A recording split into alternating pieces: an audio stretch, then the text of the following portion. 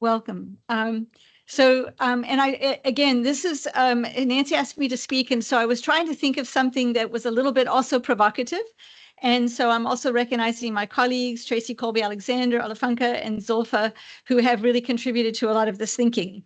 And so I'm going to start by just giving you an overview. And so I'm going to introduce you to the concept of wicked problems, and some of you may be familiar and some not. But if we don't take cognizance of wicked problems, we're going to be, I think, circulating in a spiral and getting nowhere fast in the Southern Hemisphere, in the global South. And I want to talk a little bit about urbanization in Africa as a wicked problem. And then I'm going to use food insecurity and obesity as a segue to talking about physical activity insecurity, which is really my passion. And then I want to talk about different strategies that we can use to tackle wicked problems, because in order to solve wicked problems, it takes all hands. And so that's really what I want to speak to. So what is a wicked problem? So it is defined as a complex, multifaceted issue with no clear solution. So you can't give one solution and solve the problem. Stakeholders may disagree on the problem's definition. A great example of this is all of the people that are flying to the COP, the COP summits for the environment, and using and generating all of that pollution from their air travel. Oh, God. Talk's not shared, sorry.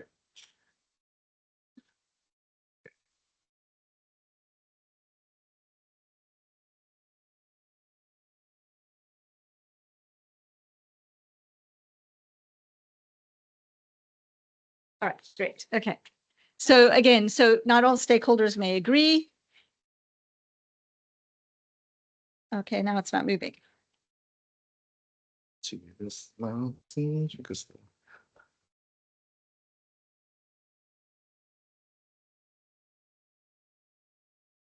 Let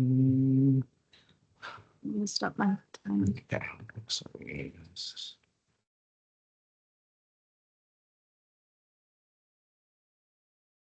See, that's on the wrong screen now.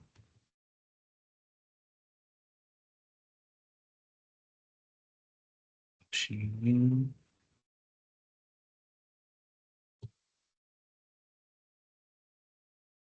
need to be able to see it too. You want to see that? I need to be able to see it there. Mm-hmm. My vision is not that good. Okay. So, because that presentation. Okay. But, no. But why is it not the same as that? And let's start at the PowerPoint.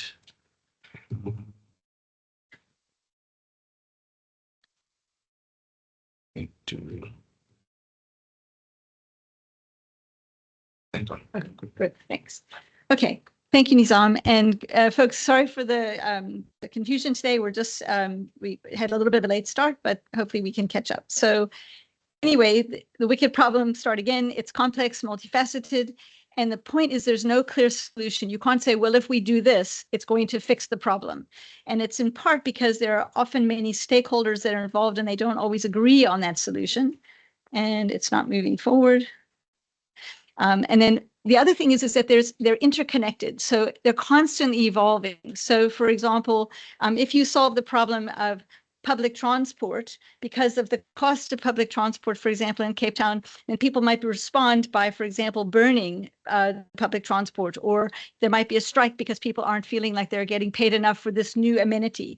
And so then you have to solve that problem in order to actually fix the first problem. And then finally, because we don't have often enough data, because there are different value systems that are acting, and there are also these unpredictable consequences. A classic example of that is COVID. And suddenly the university is working in a hybrid fashion. Suddenly online is the new normal.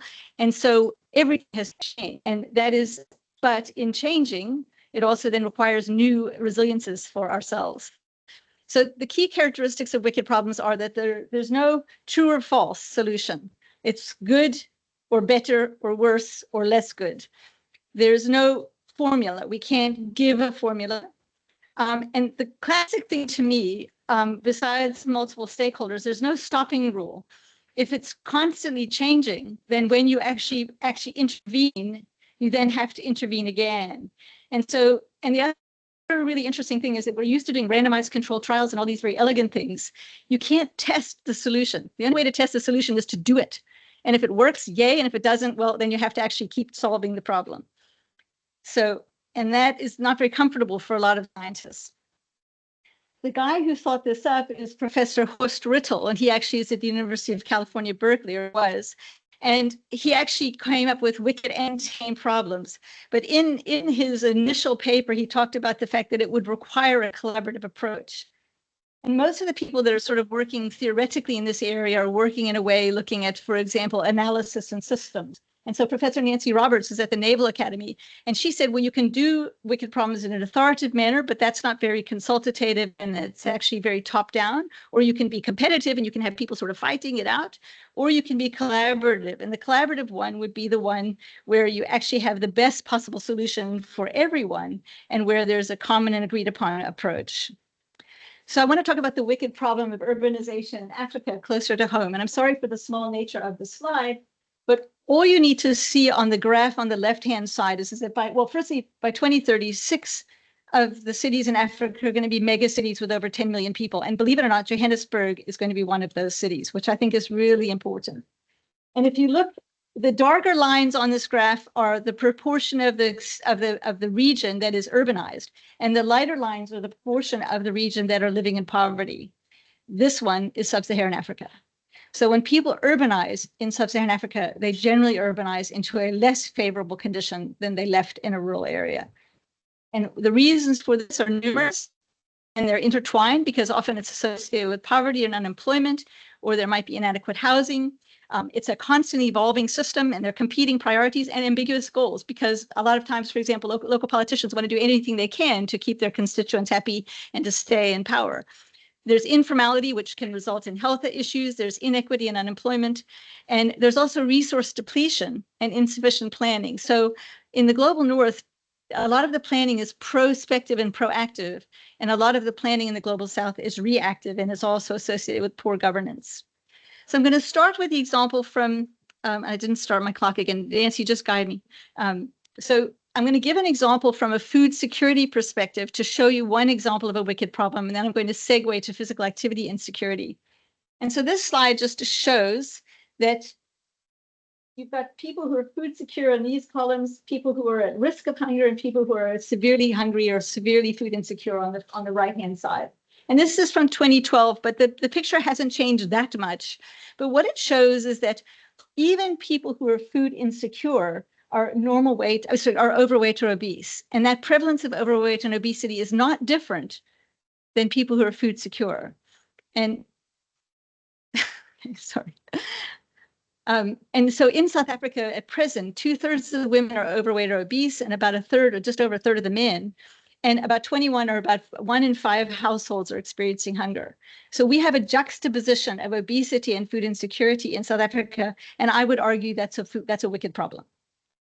And so how we define food security is that food security, and this is super important because it brings in the aspect of choice, is when all people at all times have physical and economic access to sufficient, safe, and nutritious food to meet dietary needs and food preferences. And I think it's important to recognize that a lot of times when we think of the global south and we think of like work that we do in terms of lifting different communities, we leave out preference, we leave out choice, we don't give people the right to choice, and that's completely incorrect. So this is just an example of a scenario. This is, for example, a woman who's living in a low-income household in Cape Town, and she has a social grant and an informal income. And because she has three kids, she will often skip meals, and when she does have money, then she will buy what is cheap. She'll have fat cook, for example, and she'll have white bread and sweetened drinks. She can't go walking outside because of the gangs and poor lighting, and she certainly can't afford gym fees, and even childcare is actually often out of her range. And yet, the government is going to tell her to eat healthily. They're going to tell her to be physically active, but they're not giving her a structure in which to do that. They're not giving her food prices that can support that or a social safety net, and she doesn't feel safe in her neighborhood. So that is a wicked problem because it's a double burden of it's under and overnutrition in the same household. It is structural because it actually it is caused by and causes poverty. It can cause poor educational attainment. So then that becomes a cycle, an intergenerational cycle. And then there are paradoxical drivers. Sometimes, for example, in the country of Brazil, food aid, for example, or food stamps in North America can actually exacerbate obesity, particularly if they're not earmarked for certain types of foods. Like if I can buy Coca-Cola with my food stamps, then I might become more obese. Or dietary staples that stay good on the shelf. So then they're usually highly processed. So what can happen, and also in some countries, obesity becomes stigmatized.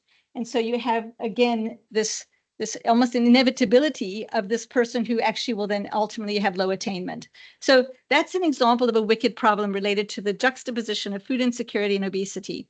Now I'm going to take you down the road and talk a little bit about physical inactivity, because this is really a new conversation for physical activity, because we think about physical activity and it's something that we're encouraged to do. We promote physical activity, and I'm sure most of the people in this room are actually make the choice to be physically active in their leisure time. But this is just to give you an indication. So this is the global prevalence of inactivity. This was from 2016. And the bars on the left are the low-income countries, then the middle-income countries, and high-income countries. And just look at the first thing is to look at the light blue bar. And so you can see that the low-income countries, the lower the HDI of a country, then the more physically active it is. But make no mistake, they're not going to gym and they're not playing soccer. Okay, they're being active because they have occupational and transport-related physical activity. They do not have a choice. In order to make a living, they have to actually move, as opposed to high-income countries. So you can see the prevalence of inactivity, okay, is higher in high-income countries. And you'll also see that there's a discrepancy between men and women. So women tend to be less active than men in most settings. Now, this is a terrible slide, and I probably shouldn't have put it in, but I just want to show you the colors. If you look at the blues represent occupational physical activity. If you look at the grays, it represents transport-related physical activity. If you look at the red and yellow, that's leisure. This is 22 African countries, 22 African countries. We spend our physical activity budget in Africa on getting to and from places and working. And we spend very little time in leisure time physical activity. So if we want to promote physical activity, are we going to say, yeah, good, do more occupation-related physical activity, or let's make it harder for you to get from place to place? The messaging around that is problematic. Okay. We did an ecological analysis with a colleague from Nigeria on looking at, for example, traffic deaths associated with physical activity just in African countries. So low income, lower middle income, and upper middle income. And this is physical inactivity, okay? So the most active countries are the ones where they're the highest traffic deaths in the lower income countries. So people are walking to get to and from places and being killed in the process. Okay, this association is not the same in the upper middle income countries. You only see that in the lower income. And then in terms of crime, the only deterrent to physical activity that is for crime is in the upper middle income African countries. We don't see any association in low income and lower middle income countries. So the deterrent that would stop you from walking in your neighborhood because of fear for safety is not a deterrent where people don't have a choice. Important. So we have colleagues from Mexico and from the Global South, and they were very excited about our notion of physical inactivity security. And so they came up with a rubric, and they decided that they would call it necessity-driven physical activity. That is, I have to earn and I have to get to the places, or choice-driven physical activity. That is I can make a choice to, say, for example, ride a bike or go for a walk or do a sport. And so they are assuming, okay, so we like this notion of choice-based and necessity-driven. The only problem we had is that they assumed that if I didn't do leisure time activity, it was because I chose not to. And we totally disagree with that concept, because we said, if you don't have a supportive structural environment, then you're not having a choice. You're not having a choice to be leisurely active.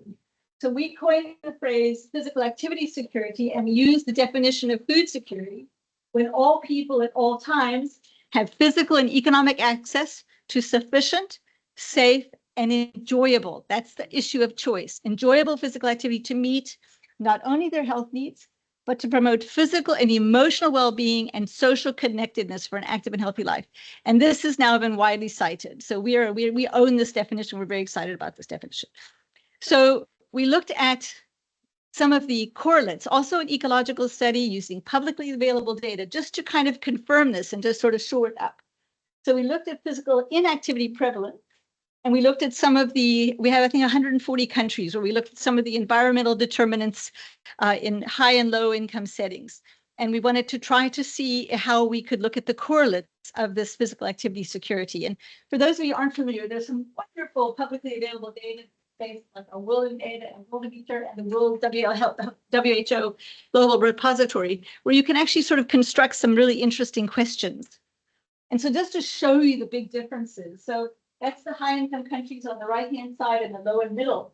And first you can see that the lower middle income countries are more active, as I presented to you earlier. And what's interesting is that you can see that there's a doubling of the prevalence of road accident deaths. So people are twice as likely to die from road accident. People are more than twice as likely to die from violent deaths. The life expectancy is 10 years less. The proportion of people that can eat with, sorry, that's the, this is wrong. This is not severe on that. Proportion of obesity is lower, but the proportion of people living in slums is significantly higher, so, more than tenfold higher for people living in slums and low-income countries. So the point is that there is already inequity in these settings. There's already a discrepancy. So what about the association between this and physical inactivity? So on each of these graphs is physical inactivity on the y-axis. And then the x-axis is according to the label at the top. So for example, and I'm just going to highlight a few, if you look at proportion of people living in slums, the most active people are those people living in slums. So where the greatest proportion of people living in slums is the least inactivity, as they don't have a choice. If we look at human development index, the higher the human development index, the more economically developed that country is, the more inactive it is. People have choice and they choose not to be physically active. If we look at deaths due to violence, no association. If we look at cardiovascular deaths, it's a very mild association. The one that I think is really interesting is again, the percentage of land share that is public open space. So the more land share that's public open space, the greater the inactivity. Okay, and yet all of the interventions that are happening in the global north are around, for example, greening of the global north. So very interesting. So we've unpacked it a little bit further. We look at the percentage of land use for public open space and physical inactivity. So when we look at just the lower middle income, upper middle income countries combined, again, you see this discrepancy. If you look at high income countries with the percentage of land use, there people are because they can drive to the land. They can actually get physically there. But in this setting, it's going to be because there is a diversity of income. And so the people that can't travel are not going to be able to use those public open spaces. Our team recently completed a study on outdoor gyms in K-Time with the help of honor students over a 2-year period. And this is just to show this is the proportion of people attending. And so this is the outdoor gym users, those that are sedentary, that are doing light physical activity, and those that are doing moderate to vigorous physical activity. And so the exciting thing is that the exciting thing is that people in outdoor gyms are moderate to vigorous. The people are doing physical activity, but we tried to figure out what was drawing people to these gyms. And what we found when we did the regression is that the gyms with the most number of stations had the most people attending. That's not surprising. Okay, again, if you build it, they will come. But what was really interesting, and mostly men, what was really interesting is the gyms that were most well attended were associated with the most crime. And that surprised us, but it also made us think maybe that is a little buffer. It's a buffer, it's a safe space in a community that is otherwise got crime. And that was really exciting. Claire Bartels did this study a number of years ago, looking also at park use. And what she found was that even the odds that are associated with the neighborhood attributes of using parks. And so, for example, if the park had social features, that was an increase and significant increase in the odds ratio. If they had a physical activity facility, there was like a 10% increase in the odds ratio. If it was aesthetically pleasing, there was about a 6% increase in the odds ratio. If people felt safe, there was a 38-fold increase in park use if people felt safe. That is a massive message to public servants, massive. This is how you will bring people to this public space. So the results from all of these studies suggest that urban built environment attributes impact differently in terms of physical inactivity in high income versus low and middle income country settings. That's the first thing. That public open spaces are accessed differently. Okay, and that could be the necessity and choice driven, because maybe that environment, for example, one of the things that we see often is that the places that are gentrified or the places that are beautified are not, I mean, if you look at Greenpoint Park, for example, or that whole sort of precinct around the foreshore, that's lovely, but that's not a low income area. That's not going to help most people, because most people are going to have to travel on public transport to get there. And then finally, physical activity security, we believe that it should be, people should be agitating and advocating as a rights-based issue. So here's a physical activity global south scenario, like I gave you from the women. No, we didn't for time. We're doing great. Okay. So this is an example of, say, a peri-urban township in Nairobi. And so normally the people would be walking 3 to 6 kilometers to work every day and back again. And if you've ever seen the streets of Nairobi, they lack sidewalks. Traffic is really chaotic, and lighting is often poor. And the other really interesting thing, if you haven't walked in sidewalks actually, both in our in more informal areas and also in other parts of Africa, actually are retail spaces. So people are vending in those spaces. So you have to kind of walk into the road to get around often. And so people often face pedestrian accidents and also assaults. And what was interesting in Nairobi is they built a new highway, but it actually interfered with the walking route. And so the people, in terms of and a really interesting thing that you'll see on the Cape Town, for example, on the major highways, is the bridges that go across. But most of you know that a lot of people will just ignore those bridges, and they will actually do what we call, they have desire lines. And they will go to something that is relationally proximal to where they live to get them to where they go, because time is important to everyone. It's not just important to people who are let's say, in occupation employed. And then again, in this particular scenario, the gyms and parks were developed in the wealthier neighborhoods, because that's it's already a beautiful space. So then this is increasing its beauty. And so where people were living in low income settings, unsafe physical activity and compulsory physical activity. So why is it a wicked problem? Because for most of the people that are in low income settings there, it's necessity driven.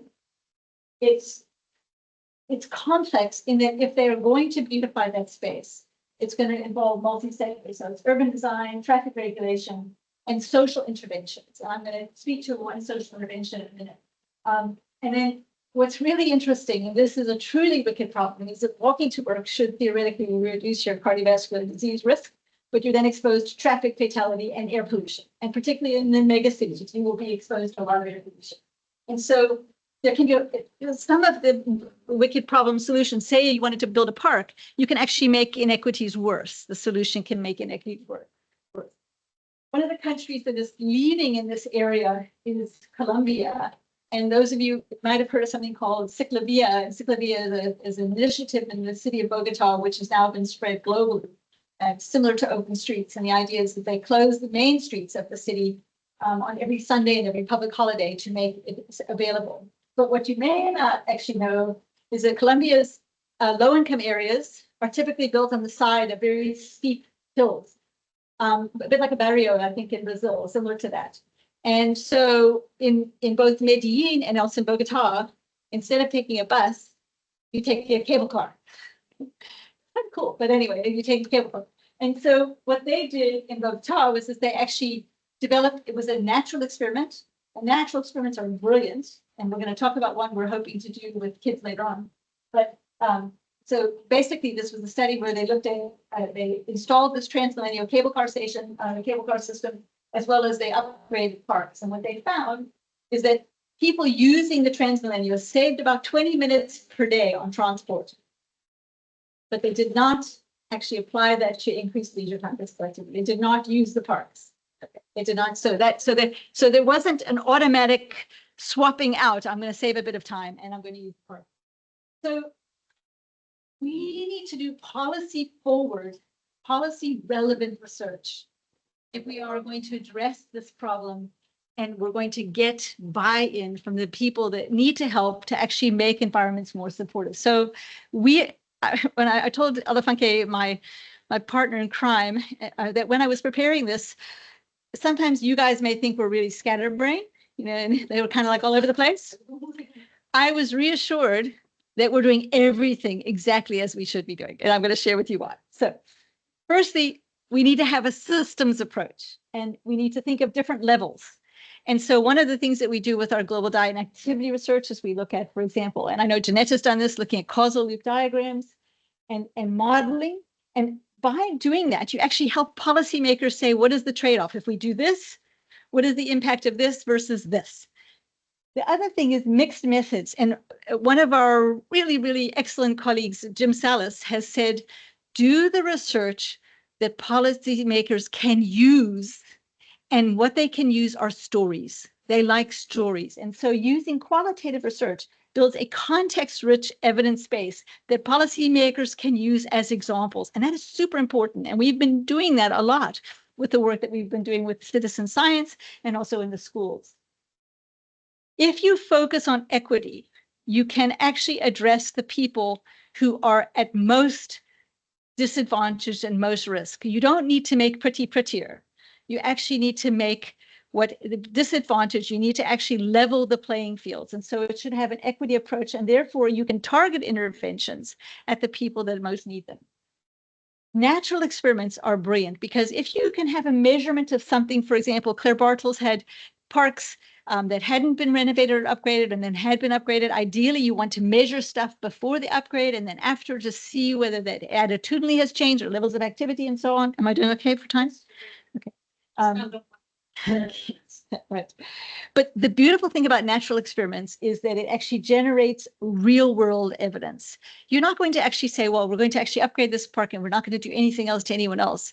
You're doing it in real time and you're taking advantage of it. And remember, I said wicked problems, there's no single solution. And the only way to know if it's going to work is if you do it. And if you do it and it doesn't work, then you know you need to change it. And so a natural experiment allows that analysis to take place. We are, and if you think about what I said in terms of Rittel and also in terms of Nancy Roberts at the beginning, they said that participation of the people that are most affected. And I recently came back from a conference that was supposed to be around sort of, I guess, implementation science, and people still don't understand it. You need to involve the people who are going to be affected from the very beginning. Not, here's my idea, what do you think, and how would you like to work with us? But what is your need? What is your idea? What is your priority? And so by doing co-design and participatory action, you automatically increase the feasibility acceptance. So the people that went on the Transmillennial and saved 20 minutes of time but didn't go to the park, maybe the park was not close to their home. Maybe they didn't have any voice in where that park was actually upgraded. So we don't know. And an example of this is we had citizen science kids doing stuff in school, and they identified that the tuck shop bending wasn't very healthy.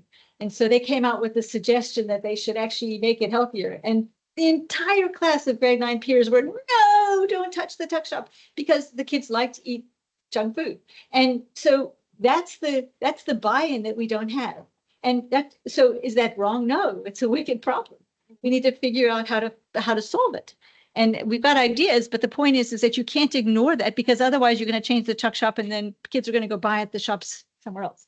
And then you need to make the economic case, which is why I'm so glad we have economists that work with us, because that's really what drives policy is that if you make that case, and you can actually make that case with your stories, with your economic case as well.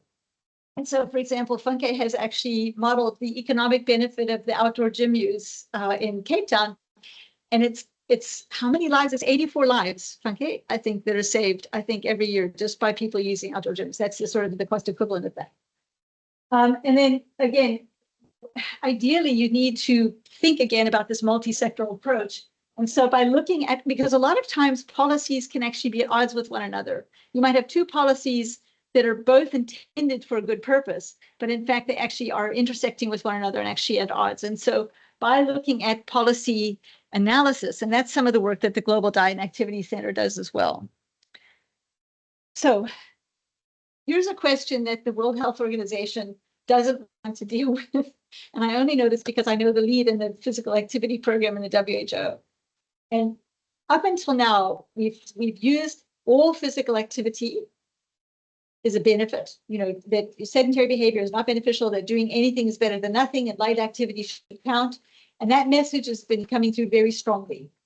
And there are a group of people working on occupational physical activity on something called the physical activity paradox, because some occupational physical activity, particularly high intensity physical activity that is labor related,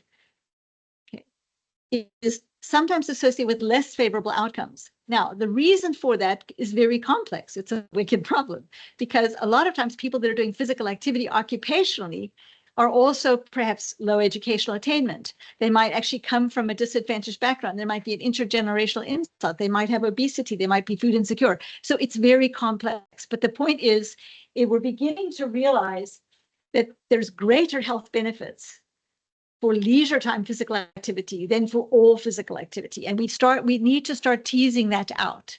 And I'm arguing that primarily in favor of low-income communities, because high-income communities, people that do physical activity are pretty much doing it in leisure time.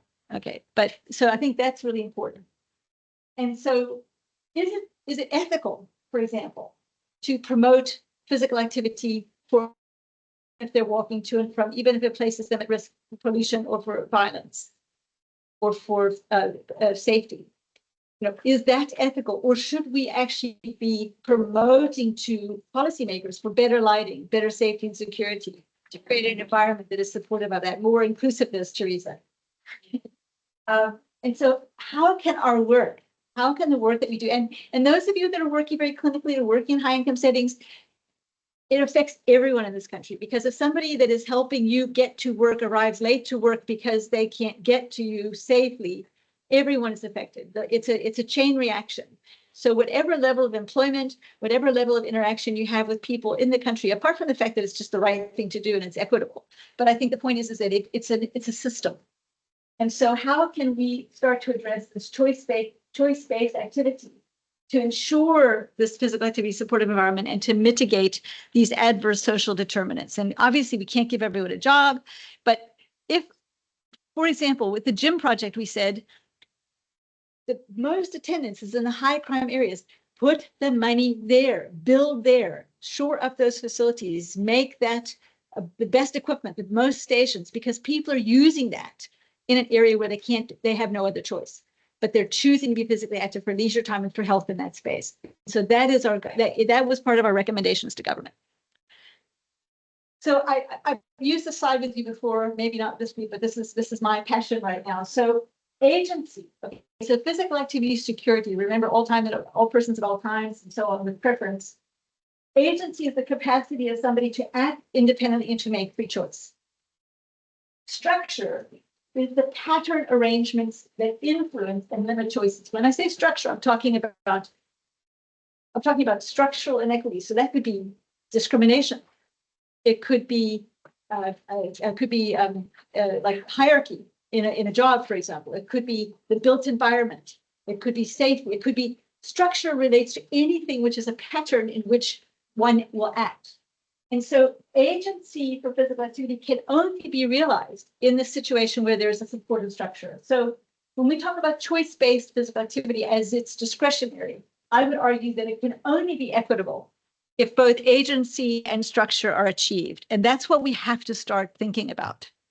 So my last two slides can come from really nice gray literature article by Sonia Wiener, and just because of the surname, I'm assuming she's South African. If anyone wants to, but this is what we think okay, so when we approach a problem, we say, we need a solution mindset, and we need expert advice, and we want to use the best practices that have been proven in other areas. And we must be clearly defined, and this is the problem because funders expect this as well. We want to clearly define problem statement. And we want to be thinking about, sorry, Zolfa, root causes and drivers. Okay, you said it's Black people, please just take a breath. And then clear goals and focus areas. clear vision of the ideal end state. We know where we're going. Okay, well, if you know where you're going, you're not going to do participatory research because you're not going to know where you're going if you're doing that. And then let's have alignment of stakeholders. So everyone must be in agreement, which will never happen. And measurable outcomes. Okay, so stuff measured that's going to make a difference. And obviously you need a lot of money. Okay, well, I can tell you that we don't exemplify that at all. So this is what she suggests, that you actually need to start with sense making. We work with a wonderful colleague, Lou Foley from the GDAR from Cambridge. And Lou is very good at this idea of sense making. So you're going to look at all of, so what does, for example, what does food, and we're busy understanding what does food mean, for example, and what do people regard as healthy food? Because you can't talk about eating healthily if you don't understand how people perceive healthy food. Or do they view physical activity as something, I mean, we had a colleague a number of years ago who, when they interviewed people, said, well, only healthy people can do physical activity. Instead of physical activity makes people healthy, it was kind of the shoe on the foot. And then pattern intelligence. So there are patterns, for example, in terms of this juxtaposition. Food insecurity fits into everything. You won't believe that the single most consistent predictor of physical inactivity in almost all the research we've done is the presence of litter in a community. And how easy is that to address? The presence of litter is a predictor of inactivity. We should be valuing the questions, not the answers. Because if it's a wicked problem, it's going to create another question when you actually do an intervention. And you should embrace ambiguity and nuance. Don't actually have to have certainty. And I can tell you, we embrace this a lot of the research group. And then the other thing is to focus on what's in front of you. Okay, focus on the present. Don't say, well, this is where we want to get to. This is what we have. This is what we have at this moment. And then finally, instead of aligning everyone and saying we must all agree, you just need to seek coherence. So, for example, it needs to be something, we talk a lot about a win-win, okay? Maybe it's an almost win-win or a partial win-win, or maybe that you win now, I'll win later, but you're not going to have perfect alignment. So what you want is a coherence of the goal. So that is my introduction to wicked problems. And thanks to my colleagues who have helped to formulate these ideas, both here and abroad and in the room. And I'm happy for questions, and I stayed to time. Yay. Okay.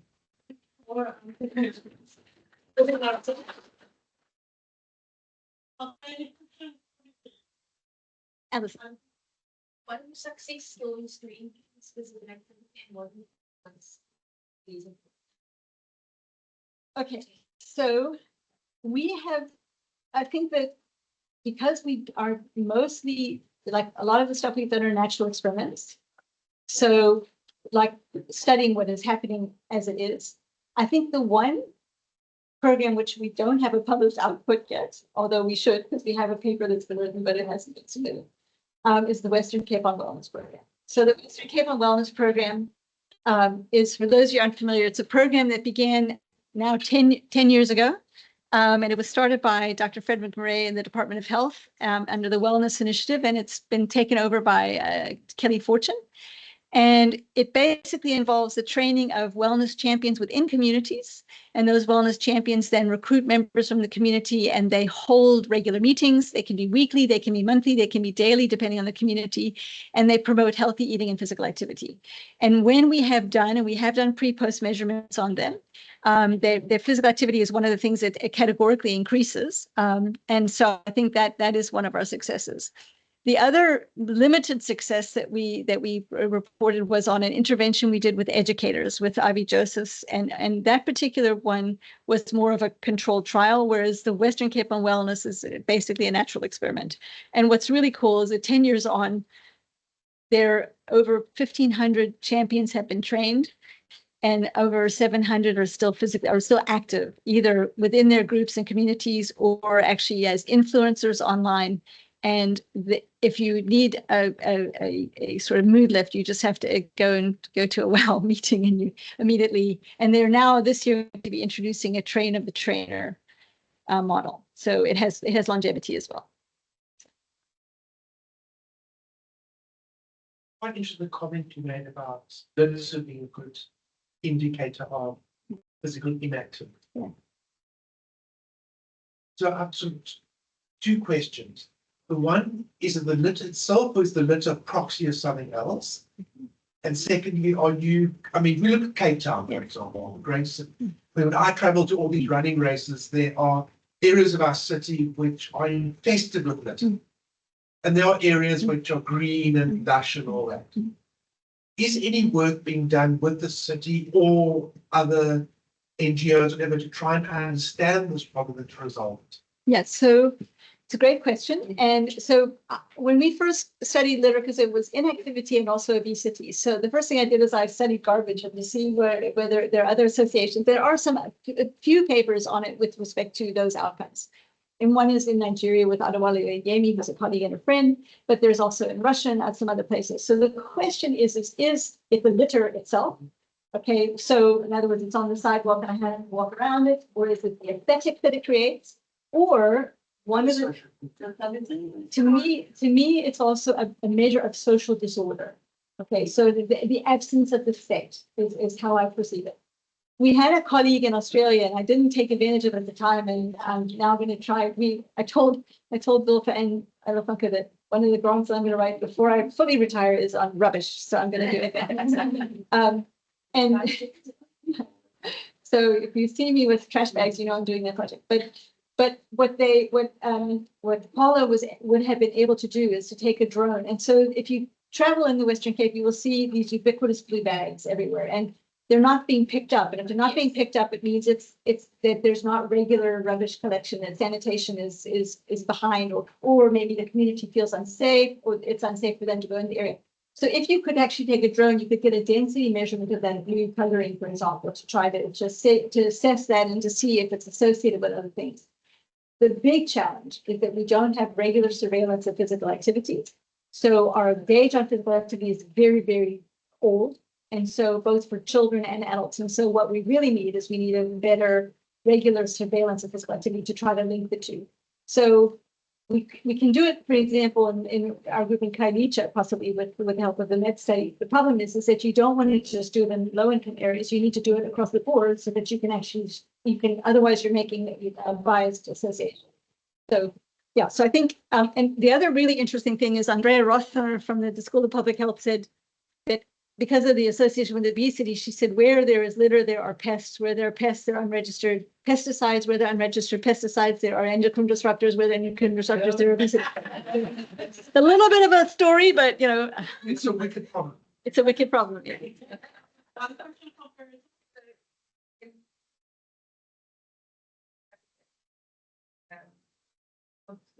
found that many of it become disabled. So we shouldn't only look at traffic there. Very good point. Really Yeah. should disaggregate data for those who become disabled, Yes. because the health services should be worried about the cost of that. Teresa, before I submit this paper, we can get disability from the ecological data set. So we'll pull that. Thank you for that. Yeah, I definitely do that. But it's great that the Center for Public Mental Health did a study around the community health workers, and they asked about the rehab workers and that, and they put in an economic thing up and then we maybe done working over there. Great. Thank you very much. Sorry, other question on the back, and for the students, no questions? Give me one question. You have done now, Laurie. I'm trying to see that it's done positive in low-income countries, but lower cardiovascular disease and lower obesity. No, we don't have lower cardiovascular disease. No, as a proportion of the population, it's highest in low and middle income countries. Oh yeah, highest. Yeah.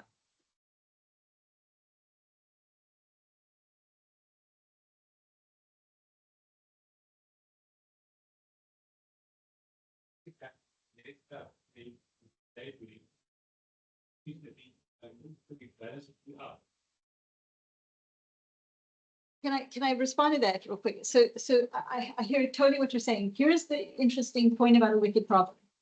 If we create an activity supported environment, okay, if for some reason we wave a magic wand and we get policymakers, we can't guarantee that people will choose. And that isn't our mandate. Our mandate is to give, in fact, the United Nations organizations, UNESCO and everything else, the definition of the word development is used to actually indicate that you are giving populations greater choice. So development is not our normal definition that we think of. It's actually the situation where you're giving people greater choice. And so we can give people greater choice if we have policy to do that. Like I mean, my city was a classic example. So we gave people public transport, but it wasn't where they needed it as much. For example, it needed to be in the southern suburbs. The reason I couldn't do it in the southern suburbs is because there were too many taxi companies that would have actually destroyed their initiative. So they chose a route that probably wasn't as needy and also had higher middle income countries, income people living there. So they weren't as dependent on it. And so again, the prices and the use and everything, it suffered. It suffered. So and that's unintended consequence. You can't control that. You have to then roll with it. And so we can change the environment, but we can't guarantee people are going to use it. Thank you so much, Vicki. Last question from the students. Anyone for something? Come on. Any question? Students, back may I? Yes, please. I've listened to a very different paper. Thinking I open up to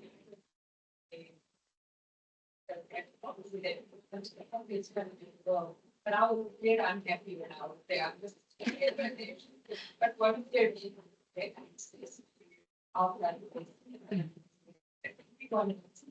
has to be written in the forest. Okay, but that's not I feel that name, but what do you think that's about how we can risk out and you think about these community people who are saying that